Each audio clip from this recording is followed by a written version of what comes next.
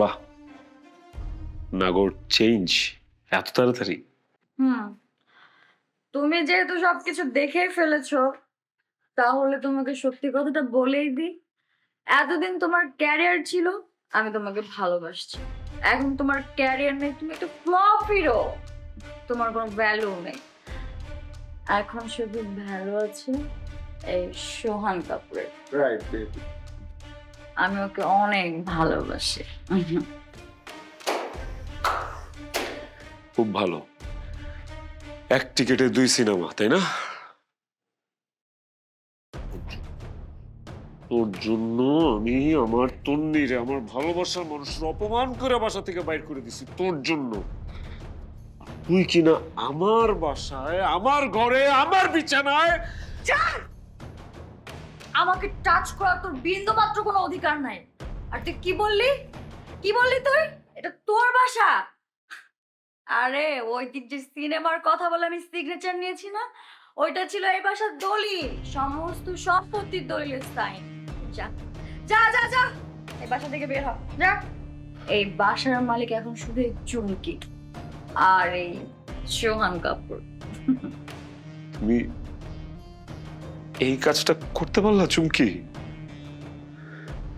তুমি মাইরা ফেলো, তুমি মাইরা ফেলো। এটা আমার বাসা, এটা আমার বাসা। তোরা আমি দেখে নিব। বাঁচলাম ফ্লপ একটা হিরোর কাছ থেকে, আর আমার জীবনটা একদম তছনছ করে দিচ্ছিল। ও বেবি, বাদ দাও তো, আমি আছি।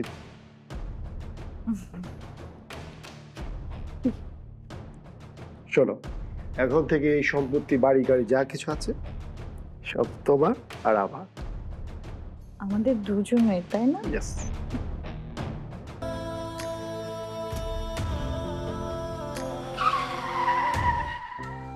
আপনি ঠিক আছেন? আপনি ব্যথা পাননি তো? এক্সকিউজ মি, আপনি ঠিক আছেন?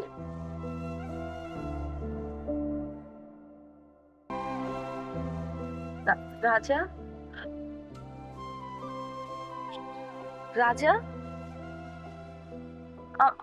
আমাকে আমাকে চিনতে পারতেছো না? আমি তন্নি, আমি তন্নি। তন্নি, আমাকে আমাকে চিনতে পারছো? তন্নি, তন্নি, তন্নি, আমি গত 6টা বছর তোমারে পাগলের মতো খুঁজতেছিলাম। হ্যাঁ রাজা, তোমার এই অবস্থা কেন? হাই লাগছে তোমার? হাই লাগছে? তোমার কষ্ট দিচ্ছি না আমি? তুমি আমার বলছো না যে আমি আমার শিক্ষা পাবো, আমি আমার জীবনে কর্মফল পাবো। আমি তোমার কর্মফল পাইতেছি।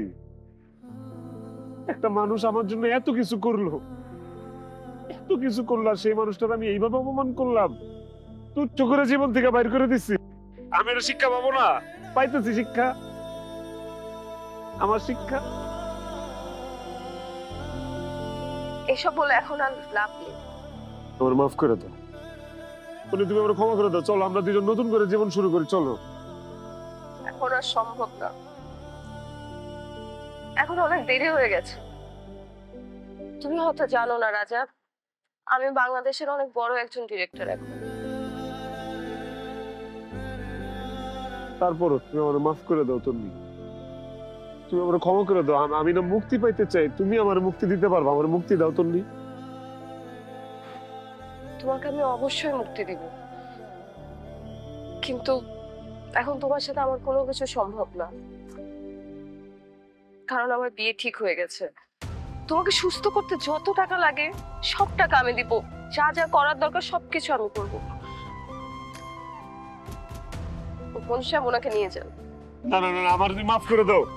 আমি মুক্তি চাই, আমারে মাফ করে দাও, তাইলে কিন্তু উঠবো না আমি।